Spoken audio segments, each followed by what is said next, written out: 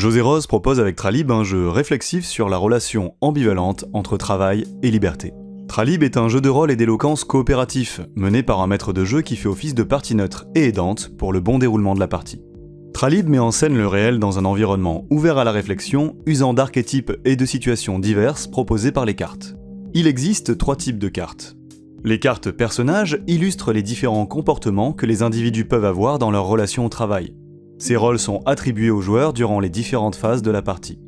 Les cartes événements simulent des situations auxquelles les personnages incarnés par les joueurs doivent faire face. Elles touchent différents domaines de la vie d'un individu dans ses dimensions personnelles, professionnelles, scolaires et autres.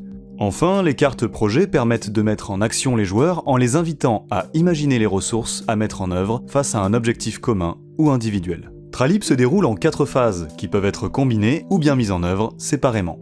Dans Tekitoi, les joueurs tirent au hasard une carte personnage. Ils se familiarisent avec le profil de leur personnage et lisent à haute voix la phrase type présente sur la carte. C'est un indice pour aider les autres joueurs à deviner qui incarne le joueur. Le joueur dont c'est le tour propose ensuite des informations supplémentaires à propos du rôle qu'il incarne et le jeu de devinette se poursuit. La seconde phase s'appelle Tujuki. Ici, les joueurs incarnent un personnage face à des événements qui entrent en relation avec les personnages incarnés par les autres joueurs. Chaque joueur tire une carte personnage et doit réagir à une situation émise par une carte événement tirée par le maître de jeu. Le maître de jeu est libre de tirer plusieurs cartes événements pour alimenter l'improvisation des joueurs qui peuvent interagir avec les personnages et nourrir ainsi leur échange. Cette phase peut se terminer par un jeu de devinette.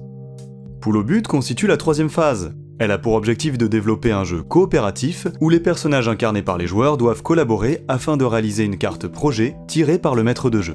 Chaque joueur tire une carte personnage et la rend visible. Des chefs d'équipe sont désignés aléatoirement, ils doivent sélectionner des joueurs en fonction des profils les plus adéquats. Cette phase invite les joueurs à mettre en valeur les capacités de leur personnage en tant que chef ou bien en tant que collaborateur. Une fois les équipes constituées, les groupes élaborent une stratégie et une organisation pour réaliser au mieux l'objectif du projet. La dernière phase s'intitule Libre ou pas. Les joueurs doivent classer les différentes cartes personnages dont ils disposent en fonction de leur degré supposé de liberté à l'égard du travail.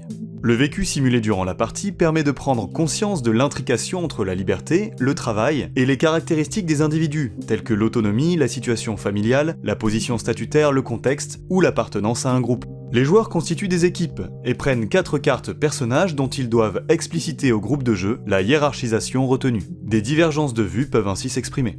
Par ces 4 phases de jeu, Tralib évoque les diverses facettes du travail. Il interroge la façon dont chacun se positionne à son égard, et il incite à réfléchir sur les liens possibles entre travail et liberté. Sous ses airs ludiques, ce jeu de rôle et de conversation permet ainsi de faire le point sur ses connaissances et expériences, et incite à poursuivre la réflexion sur le travail aujourd'hui. N'hésitez pas à approfondir votre questionnement en découvrant le livret explicatif disponible dans la boîte de jeu. Bon jeu!